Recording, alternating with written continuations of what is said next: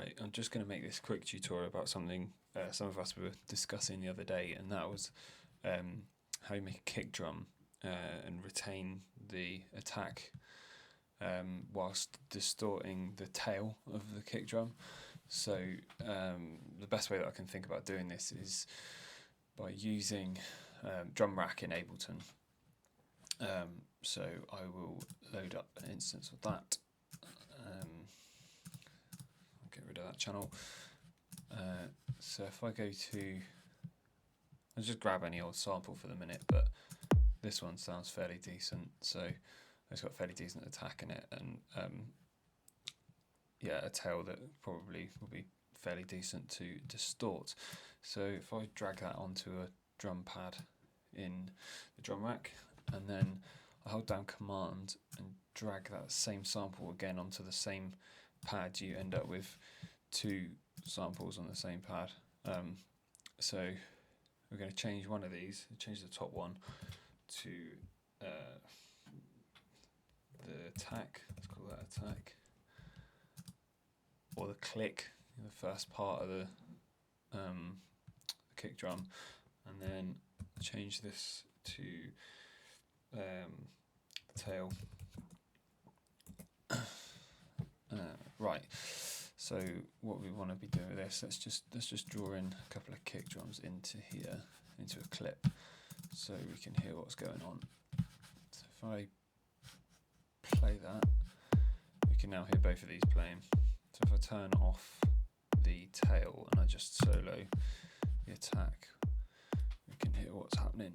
If I pull the sustain right down, leave the release, in fact pull the release right up. Now if I pull that decay down, you can hear that you're just starting to get just the click there. I played with this earlier and I found out that about 80 milliseconds was a decent time to set that to. So if I set that to 80 milliseconds, so that's the attack part. If I now solo the tail, so you can hear that's the full thing playing, and I want to change that attack to 80 milliseconds, and now you can just hear the tail, but when I play them both together it should just sound like one single kick. So put the decay up on that.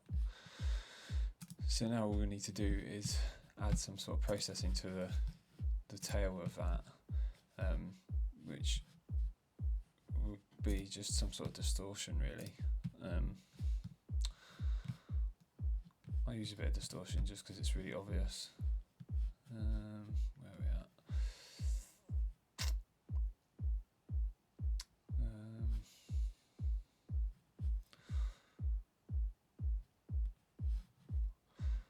Having trouble finding that. Overdrive, that's the one. Right, okay, so let's drag that. If I drag the overdrive effect down to here, that will just affect this sample. So if I drag it onto here, just affect that. It's pretty obvious, isn't it? Maybe take the tone down, maybe take the drive down out of it a bit. Tone down a bit.